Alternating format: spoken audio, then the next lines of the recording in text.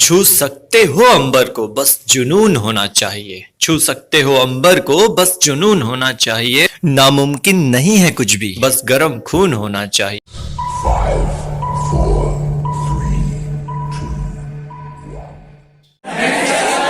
जय हिंद। बैठ जाइए आप सभी। कैसे हैं आप सब? चलिए, तो जैसा कि आपको बताया गया था पूर्व की क्लास में कि नेक्स्ट डे मैं आपसे वो सारे सवाल पूछूंगा जो मैंने आपको लिखाया है। तो क्या आप सबों ने याद कर लिया है? चलिए देखें। तो मैं एक एक बच्चे से सवाल करूंगा और आप सबों को एक एक करके जवाब देना है। पीछे से आप खड़े हो जाएंगे ब्लैक शर्ट में। आप बताइए वाराणसी किस नदी के तट पर अवस्थित है? गंगा। वेरी गुड, बैठ जाइए। इसके बाद आप जवाब देंगे वीर भूमि किसकी समाधि स्थल है? राजीव गांधी की। वेरी गुड, बैठ जाइए। इसके बाद आप बताएंगे आप संगम शक्ति स्थल किसकी समाधि? इंदिरा गांधी की। ठीक। इसके बाद आप जवाब देंगे जम्मू कश्मीर में कौन सा दर्रा है? कोई एक दर्रे का नाम बताइए। जोरजिला दर्रा। वेरी गुड, कॉन्फिडेंस के साथ बोलना है। आप बताएंगे पीर पंजाल कहां है? यह दर्रा कहां अवस्थित है? पीर पंजाल इधर देखना है। जम्मू कश्मीर में। बनिहाल कहां है अवस्थित? बनिहाल दर्रा कहां है? जम्मू कश्मीर में। जिनसे सवाल पूछा जाएगा वो भी जवाब देंगे। आप बैठ जाइए। इसके बाद आप खड़े होंगे। हाँ, आप खड़े होंगे। नाथुला। नाथुला दर्रा किस राज्य में अवस्थित है? सिक्किम। वेरी गुड, बैठ जाएंगे। अंतरराष्ट्रीय सीमा से मैं आपसे सवाल पूछ रहा हूं, आप हमें बताएंगे 38वीं समानांतर रेखा। 38वीं समानांतर रेखा किन दो देशों के बीच है? उत्तर कोरिया, दक्षिण कोरिया। वेरी गुड, बैठ जाएंगे। इसके बाद आप बताएंगे मैं हिडनबर्ग रेखा किन दो देशों के बीच है? जर्मनी और पोलैंड। वेरी गुड, बैठ जाएंगे। इसके बाद आप बताइएगा रेड क्लिफ रेखा। आप बताएंगे रेड क्लिफ रेखा किन दो देशों के बीच है? भारत, चीन। क्या आप सही बोल रहे हैं? पाकिस्तान। भारत पाकिस्तान। क्या ये सही जवाब है? वेरी गुड, बैठ जाइए। इसके बाद आपसे नेक्स्ट सवाल पूछा जा रहा है। आप हमें बताएंगे उज्जैन किस नदी के तट पर है? Very good. इसके बाद आप बताएंगे श्रीनगर किस नदी के तट पर है? जी हाँ, वेरी गुड। अब आप बताइएगा, हेलो, आप बताएंगे भीमराव अंबेडकर की समाधि स्थल का नाम बताइए। उनके समाधि स्थल बताना है। चित्राभूमि या चैत्राभूमि? चैत्राभूमि। ध्यान दे थोड़ा। कोई बता सकता नागार्जुन सागर परियोजना किस राज्य में है? Very good. किस नदी पर है? Very good. रंग भेद शब्द किससे संबंधित है? रंग भेद से तात्पर्य है रंग के आधार पर भेदभाव करना। ठीक है। हम एक शब्द सुनते एपार्थाइड, जिसका कि हिंदी होता है रंग भेद। अब देखिए, जैसे कि आपने अफ्रीका के विषय में भी सुना होगा, वहां पे काले लोग और गोरे लोगों के साथ बहुत ही जो काले लोग थे बेसिकली, उनके साथ बड़ा ही अमानवीय व्यवहार होता था। तो सबसे महत्वपूर्ण आपके लिए यह जानना जरूरी है कि काले और गोरे हैं कौन। तो जैसे हमें ब्रिटेन ने उपनिवेश बनाया था, हमें अंग्रेजों ने उपनिवेश बनाया था, हम लोग काले हैं। वो क्षेत्र ठंडा है, वो लोग जो अंग्रेज थे वो गोरे थे। ठीक है, समझ गए बात को? यानी कि जो उपनिवेशी लोग थे वो गोरे और हम लोग काले।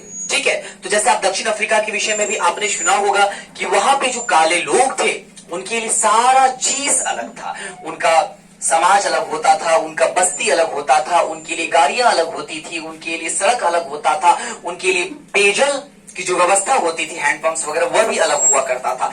सारी जो व्यवस्थाएं हैं उसके लिए अलग थी। आपने सुना होगा गांधी जी के विषय में भी, गांधी जी जब अफ्रीका गए थे, उन लोगों के ट्रेन में चढ़ गए थे तो उन्हें ट्रेन से उठा करके फेंक दिया गया था। इसके बाद हम जानेंगे ग्रेट बैरियर रीफ के बारे में। ग्रेट बैरियर रीफ यह आपका ऑस्ट्रेलिया में अवस्थित है। तो ये ग्रेट बैरियर रीफ वास्तव में है क्या? ये दुनिया का सबसे बड़ा कोरल आइलैंड है। कोरल आखिरकार होता क्या है आपको समझना है। बेसिकली होता क्या है आप जानते होंगे, जो जीवाश्म होता है, फॉसिल्स जो होता है, इन फॉसिल्स से इसका निर्माण हुआ है।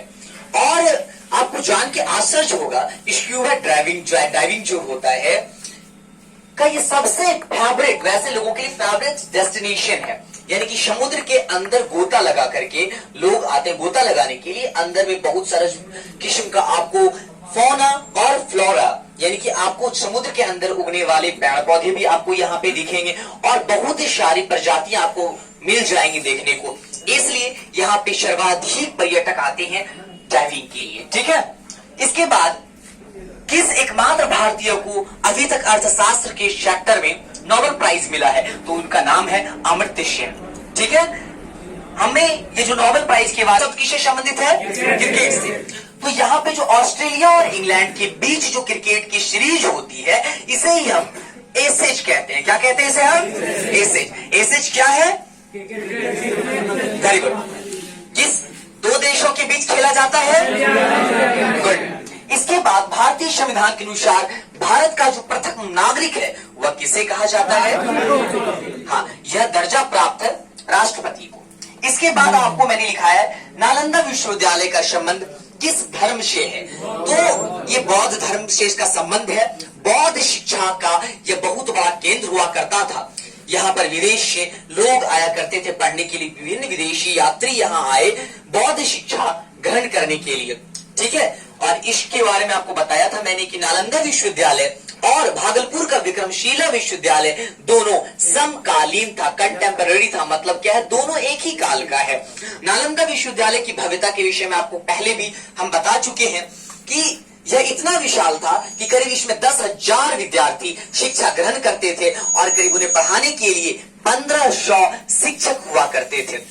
आपका नामांकन यहाँ इसी शर्त पर होता था, जिस विषय का आप अध्ययन करना चाहते हैं। अगर आप गणित का अध्ययन करने के लिए जाने वाले हैं वहां, तो आपको गेट पर ही प्रकांड विद्वान मिलेंगे, वो आपसे सवाल करेंगे। और अगर आपका जो अंतिम पॉइंट है वह है नालंदा विश्वविद्यालय का संबंध किस धर्म से है? इसका संबंध बौद्ध धर्म से है। जैसा कि आपको मैंने पूर्व में भी बताया है कि विभिन्न विदेशी यात्री यहाँ पे बौद्ध धर्म की शिक्षा को ग्रहण करने के लिए आए थे। इस संदर्भ में मैंने आपको वेंसांग के बारे में भी बताया था, मैंने आपको फाइयान वगैरह के बारे में भी बताया था। नालंदा विश्वविद्यालय जो है भागलपुर का, विक्रमशिला यूनिवर्सिटी और नालंदा यूनिवर्सिटी दोनों समकालीन है, कंटेम्पररी, यानी कि दोनों एक ही काल का है। इसकी भव्यता के विषय में मैंने आपको बताया था, यह इतना विशाल था कि इसमें करीब 10,000 विद्यार्थी शिक्षा ग्रहण करते थे और उन्हें पढ़ाने के लिए करीब 1500 शिक्षक हुआ करते थे।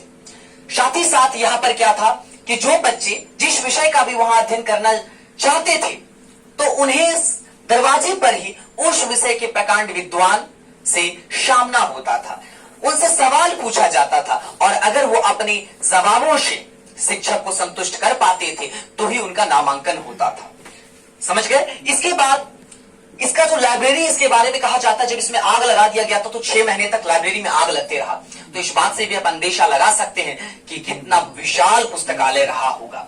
अब इस विश्वविद्यालय का जो खर्च है वह कैसे चलता था? राजा के द्वारा जो जमीन हुआ करता था वो दे दिया जाता था, यूनिवर्सिटी को दान में दे दिया गया था। वहां से जो कुछ भी टैक्स कलेक्शन होता था उस पैसे से इनका सारा खर्च चलता था। ठीक है, और जो भी बच्चे यहाँ से पढ़ करके निकलते थे उन्हें समाज में बहुत ही ज्यादा सम्मान अर्थात प्रतिष्ठा मिलता था। Thank you for watching.